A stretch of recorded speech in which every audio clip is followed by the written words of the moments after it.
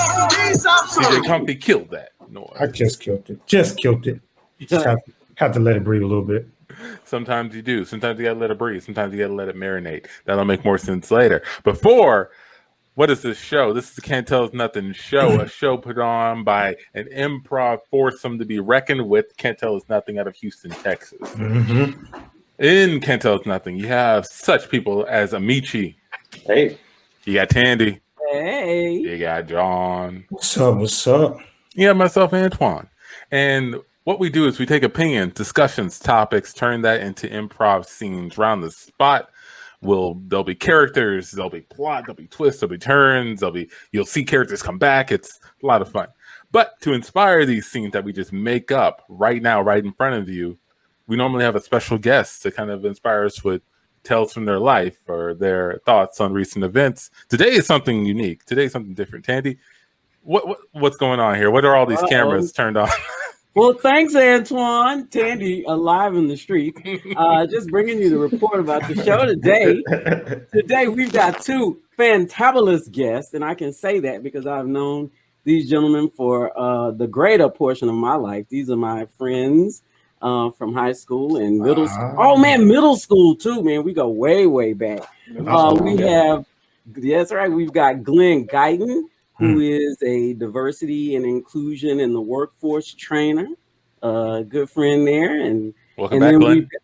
Yes, Glenn has been a guest before on our show, so he's doing something a little different today. We'll get into that. So great they brought me back.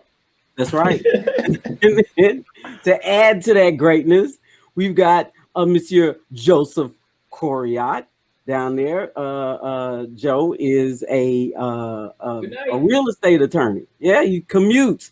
He lives in Florida, practices in New York. He is a certified, I had to read this, a certified USA weightlifting coach. He's a master weightlifting competitor, CrossFitter, lacrosse dad, and a container gardener. Now, why are they here? Why do we have a split screen? Why is Glenn wearing an apron? What happens in our wonderful friend group chat is we got a lot of banter, a lot of how can I say, a lot of bragging, a lot of competition with food dishes, right? You know, Glenn will post something, Joel will say something about it, Joel will post something, Glenn will say something about it. And, you know, it got to a head, I think, around Thanksgiving holidays, around the holiday time. And so I think there was the gauntlet was thrown down in terms of I can outdo you anytime. I can cook better than you. Whatever I make is better than you. And so I was like, hey, dudes, cut that out in the group chat. Bring that to the Can't Tell Us Nothing. Bring it to the live. We got our verses. That's right. We've got verses. A Glenn versus Joe in the showdown in the kitchen. The showdown for the throwdown in the kitchen. That's what we've got today. So during this show, my friends there are going to be cooking up their dishes. We're going to be talking to them, and we're just going to have a good old time. And if you're joining us, watch till the end because we want to get your vote. We want to see what you think about their completed meals, and they've both promised me that the meals will be complete by the end of the show. So there you go. Oh my God. That's what I took along. So Tandy, I got a question. Who is your money on? Ooh. Honestly, friends. Be honest. These are old friends. So they need to mute them. They need to like black out mute. No, I don't know. Okay, this is what I'm gonna say. Joe really be whipping up some creative, good looking stuff. He also has a Caribbean background, so that's already my thing. I'm like, okay, got that. However, Glen Guyton got all the tools you need to make the finest dish you make, right? Okay. So it's gonna be tools versus creativity. Okay.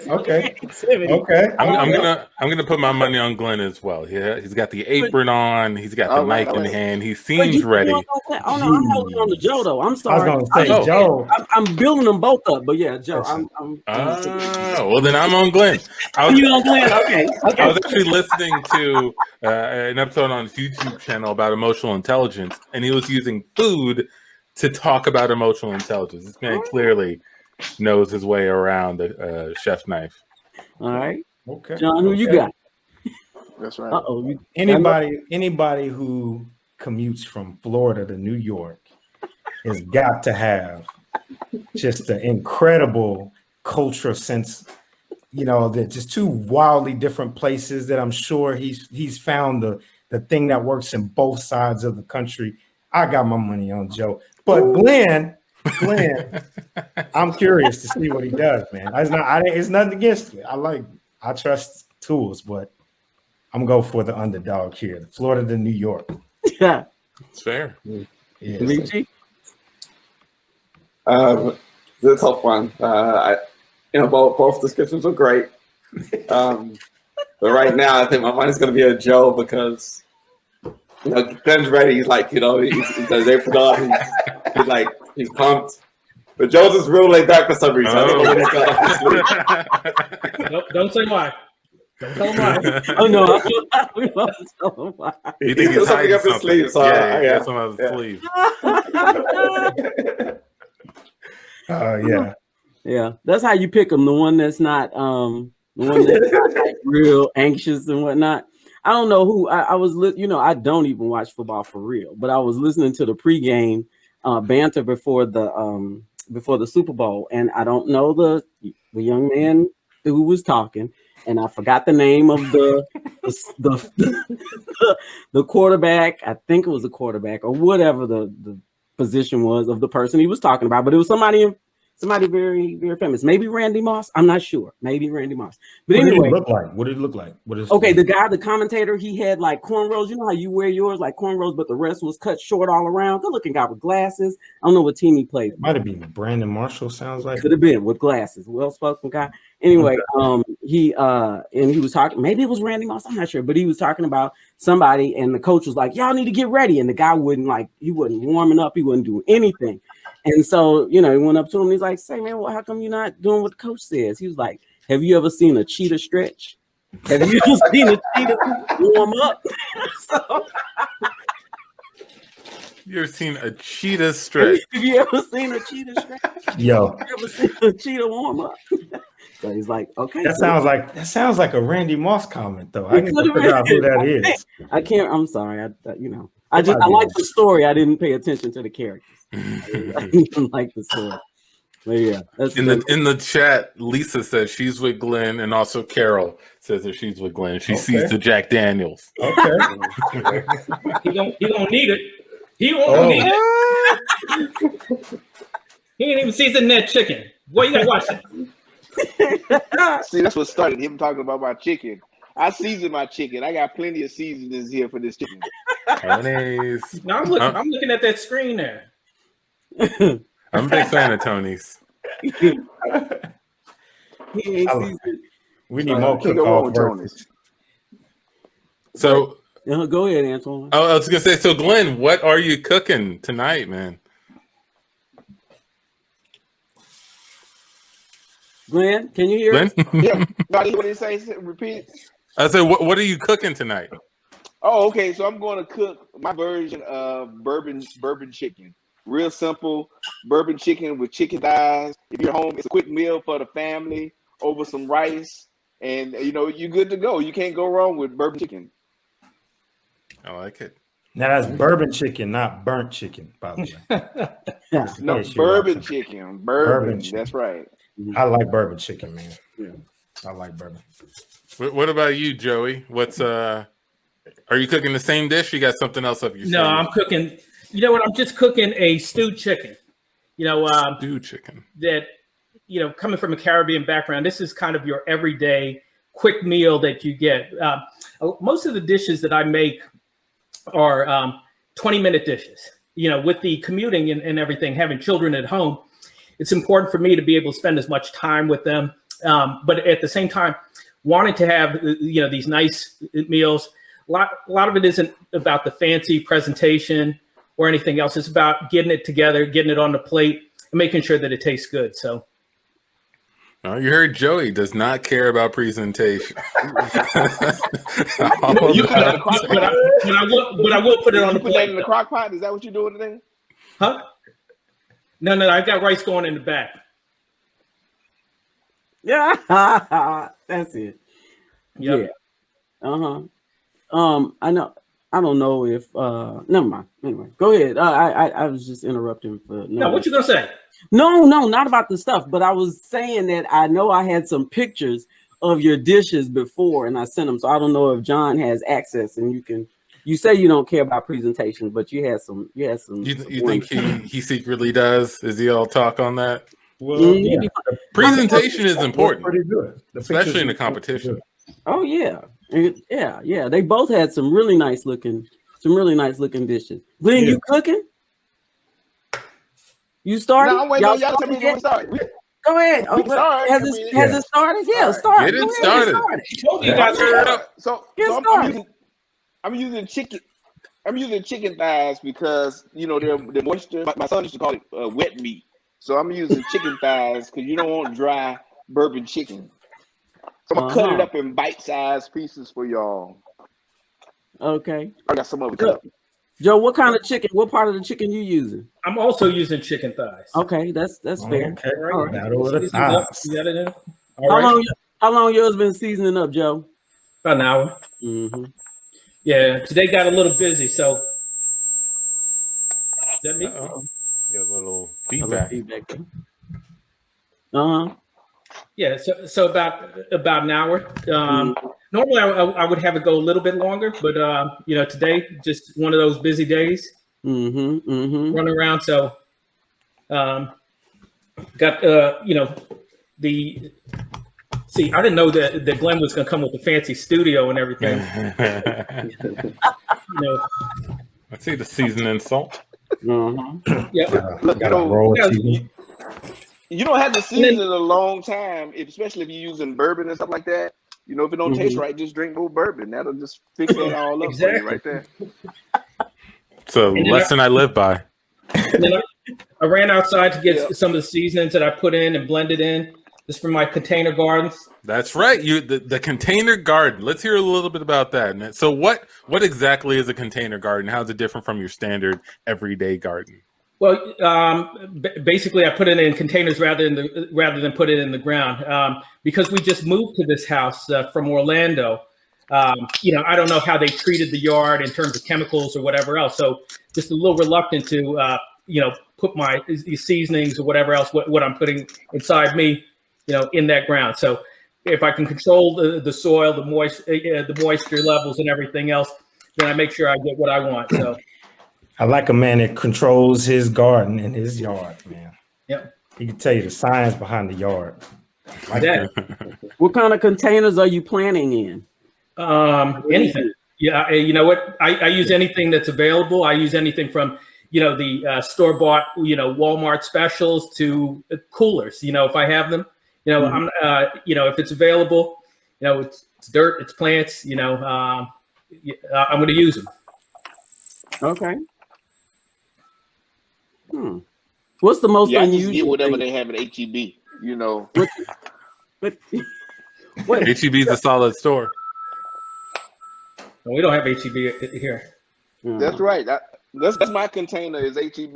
They have a whole big store. I just go in there, whatever they have in the now, that's what I get. Joe, what's the most unusual thing you've used to plant something in? What's your most unusual container? Mara. Hello, what? Did you mute yourself? What did you say? You didn't hear me? I said Mara. I didn't say the most unusual thing you've grown. I said what's the most unusual thing you planted something in? Probably a milk crate. Milk crate. Yeah. How'd you? And a baby pool. That sounds New York to me. That's Yeah, that was actually in New York. A baby pool. Baby pool. It was a better seat. What'd you plant in it? Mostly seasonings. Seasonings. Green seasoning is like thyme, chives, sage, marjoram, basil. Okay. Oregano, dill. Oregano. Yeah. You You sure don't use putting oregano? that, Joe? You sure you No. putting that in there? So you sure that's really oregano that you planted in there? No. Officer. Never seen that oregano before in my life. But I told the cops it was. I got an idea for a scene. We cut to a New York apartment. Amici, baby. Yeah. I think all the planting you're doing is getting a little bit out of hand. You've stuffed the baby bath with oregano. I can't even bathe our little one anymore Well, because it's full of dirt and seasonings. Yeah, but we're eating good, right? I mean, that's. I'm fine just going to the bodega or whatever and just getting stuff there. I don't think we need to grow everything here in the apartment. We don't have a lot of space as it is. We don't have a lot of money, so I figure we'll save money by growing the food, all the food that we eat. Maybe we save money by you don't buy all this dirt and stuff that's stinking up the house. I'm saying it's hard to live here. Maybe a couple of plants will be fine, but I think you're losing control of it all. It's in every room. No, that's what, I want to reconnect with nature a little bit. Like living in a big city, my whole life, I never really got to experience what it's like to, be in more natural environments. So I'm just building that up a little bit and, learning to live off the land. You don't like that? I don't like having to bathe I can barely even speak anymore because the smell of this dirt. I don't like having to bathe our baby in the kitchen sink. I think there's someone at the door. Can you move your plant away from the door so we can open it? Hey, yo, I'm outside. Open the door. That's John. Hello? Hey, John. Hey, what's up, Michi, man? Is my marijuana plants done growing in your house yet? What did you just say? I mean, my Mayor Jones plants growing in your house? I thought you told your roommate, man. No, not yet. Roommate. Sorry, we have a lot to talk about. We have a baby. Roommate. Listen, man, look, I got a couple people coming over and I've been telling them that had found this new growing into your house, man. I need some of those plants, man. Yeah, I mean, I think a couple of them already. Let me grab them out of the baby's closet. Okay. What? Definitely have the baby's closet. They love the shit you got out of the baby's closet last time. Man. She follows them into the room. What are you doing? Is that why you growing all this stuff so you can hide drugs? Yes, in part. Well, mostly yes. If this is how you're trying to get money, I don't think this is the right way to do it. Look, times are hard. Okay, we gotta save money. I started growing, just stuff to eat. But then I figured, hey, I can branch out a little bit. I have some extra land over here. I can grow some more crops. This is real estate. This belongs to our baby. And I think it's weird that you call me your roommate. I'm fine with baby mama, just regular old baby mama. I'm fine with that. Okay, yeah, because I thought you might find that offensive. So I figured that would be a bit of a more neutral term. Anyway, let's take these plans back to John. But get rid of it all. What if someone hears about it and kicks in the door and scares the baby and ruins all of this for us? Then we'll have some real bills. I think you gotta tell your friend that you're done. Okay. John, here you go. You gotta take all of these. I can't hold them here anymore. But all of them don't look like they're fully grown and matured. I thought we had a deal. You grow my weed, I get your baby in my daycare for free. What happened? Wait, what'd he say? That's okay, man. That's all right, man. I know. No, it's all right. Let me explain the deal. The deal was. Hold on. The deal was I grow some marijuana plants for him. He gets us into his super exclusive luxury daycare. That was the deal. Yeah. Super luxury daycare? Yeah, it's like a 5-year waiting list out here in New York, man. I know all about it. Well, hold on. Let's make It's okay. I guess yours somebody can stay in the library. and scene. Oh, there.